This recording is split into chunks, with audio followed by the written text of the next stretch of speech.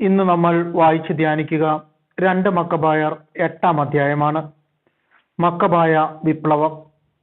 മക്കബേയൂസ് എന്നുകൂടി വിളിക്കപ്പെടുന്ന യൂദാസ് തന്റെ സ്നേഹിതന്മാരോടുകൂടെ ആരുമറിയാതെ ഗ്രാമങ്ങളിൽ പ്രവേശിച്ച് ചാർച്ചക്കാരെയും യഹൂദ വിശ്വാസത്തിൽ തുടർന്നു പോന്നവരെയും വിളിച്ചുകൂട്ടി 6000-ഓളം പേരുടെ ഒരു സൈന്യമുണ്ടാക്കി. എല്ലാവരാലും പീഡിപ്പിക്കപ്പെടുന്ന ജനത്തെ കടാക്ഷിക്കണമെന്നും അധർമ്മികൾ അശുദ്ധമാക്കിയ ദേവാലയത്തിന്റെ മേൽ കരുണ കാണിക്കണമെന്നും അവർ കർത്താവിനോട് പ്രാർത്ഥിച്ചു. നശിച്ച് നിലം പതിക്കാറായിരിക്കുന്ന നഗരത്തോട് ദയ തോന്നണമെന്നും കർത്താവിങ്കിലേക്ക് ഉയരുന്ന രക്തത്തിന്റെ നിലവിളി ശ്രവിക്കണമെന്നും നിഷ്കളങ്കരായ പൈതങ്ങളുടെ ക്രൂരവധവും അവിടുത്തെ നാമത്തിനെതിരായ ദൂഷണവും അനുസ്മരിക്കണമെന്നും തിന്മയോടുള്ള അവിടുത്തെ വിദ്വേഷം തെളിയിക്കണമെന്നും അവർ തുടർന്ന് പ്രാർത്ഥിച്ചു. മക്കബേയൂസ് സൈന്യം ശേഖരിച്ചതോടെ വിജാതീയർക്ക് അജയനായി കഴിഞ്ഞു. കാരണം കർത്താവിന്റെ കോപം കരുണയായി മാറിയിരുന്നു. മുന്നറിയിപ്പ് കൂടാതെ അവൻ പട്ടണങ്ങളിലും ഗ്രാമങ്ങളിലും കടന്നു ചെന്ന് അവ അഗ്നിക്കിരയാക്കി. തന്ത്രപ്രധാനങ്ങളായ സ്ഥലങ്ങൾ പിടിച്ചടക്കി ഒട്ടേറെ ശത്രുക്കളെ തുരത്തിയോടിച്ചു. രാത്രികാലമാണ് ഇത്തരം പ്രവർത്തനങ്ങൾക്ക് ഏറ്റവും അനുകൂലമായി അവൻ കണ്ടത്. അവന്റെ വീരപരാക്രമങ്ങൾ എവിടെയും സംസാര വിഷയമായി. നിക്കാനോറിന്റെ മേൽ വിജയം. യൂദാസ് മേൽക്കുമേൽ ശക്തി പ്രാപിച്ച് മുന്നേറുന്നത് മനസ്സിലാക്കിയ ഫിലിപ്പ് രാജപക്ഷത്തേക്ക് സഹായം അഭ്യർത്ഥിച്ചുകൊണ്ട് ദക്ഷിണ സിറിയയുടെയും ഫെനീഷ്യയുടെയും ഭരണാധിപനായ ടോളമിക്ക് കത്തെഴുതി. യഹൂദ വംശത്തെ ഉന്മൂലനം ചെയ്യാൻ ടോളമി ഉടനെ നിക്കാനോറിനെ നിയോഗിച്ചു. അവൻ പത്രോക്ലസിന്റെ പുത്രനും രാജാവിന്റെ മുഖ്യമിത്രങ്ങളിൽ ഒരുവനുമായിരുന്നു. വിവിധ രാജ്യക്കാരായ 20,000-ൽ പരം പടയാളികളെയും പട്ടാള സേവനത്തിൽ പരിചയസമ്പന്നനും സൈന്യാധിപനുമായ ഗോർജിയാസിനെയും ടോളമി അവനോടുകൂടെ അയച്ചു. കപ്പമായി റോമാക്കാർക്ക് കൊടുക്കേണ്ടിയിരുന്ന 2000 താലന്ത് യുദ്ധ തടവുകാരായ യഹൂദരെ അടിമകളാക്കി വിറ്റ് ശേഖരിക്കാൻ നിക്കാനോർ തീരുമാനിച്ചു.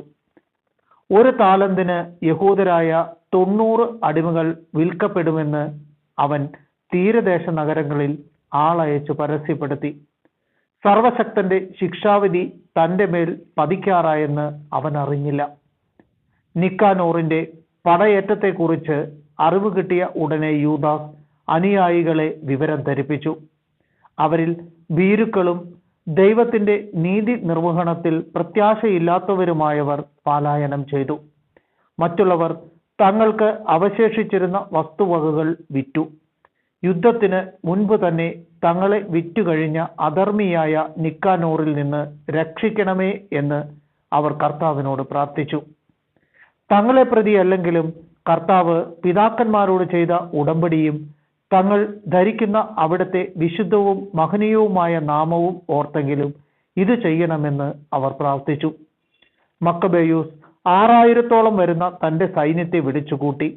ശത്രുക്കളെ ഭയപ്പെടുകയോ തങ്ങൾക്കെതിരെ ദുരുദ്ദേശത്തോടെ വരുന്ന വിജാതീയരുടെ സൈന്യബാഹുല്യം കണ്ട് പരിഭ്രമിക്കുകയോ ചെയ്യരുതെന്നും വിജാതീയർ വിശുദ്ധ സ്ഥലത്തെ കഠിനമായി അവഹേളിച്ചതും നിന്ദിതമായ നഗരത്തെ പീഡിപ്പിച്ചതും തങ്ങളുടെ പരമ്പരാഗതമായ ആചാരാനുഷ്ഠാനങ്ങളെ തകിടം മറിച്ചതും ഓർത്തുകൊണ്ട് ധൈര്യപൂർവം പോരാടണമെന്നും അവരെ ഉപദേശിച്ചു.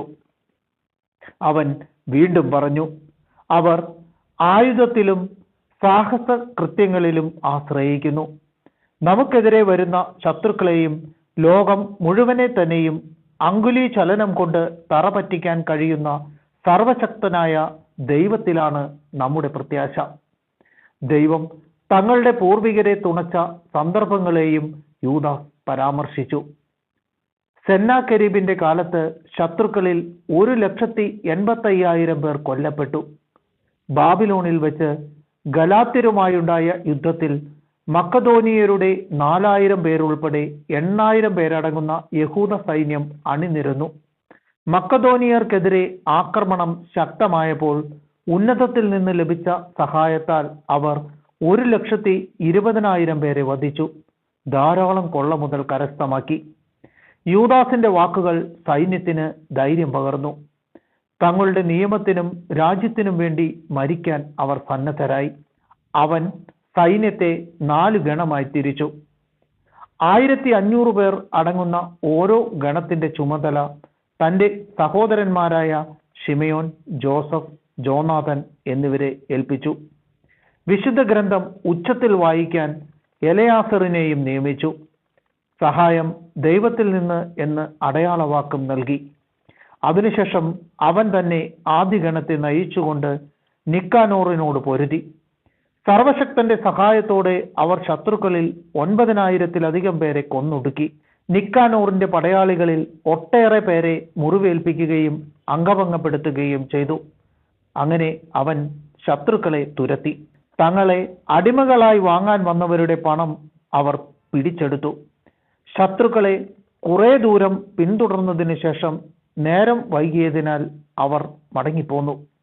അത് സാപത്തിന്റെ തലേനാളായിരുന്നതിനാൽ അവർ അനുധാവനം തുടർന്നില്ല. ശത്രുക്കളുടെ ആയുധങ്ങളും വസ്തുവകകളും ശേഖരിച്ചതിന് ശേഷം അവർ സാപത്ത് ആചരിച്ചു.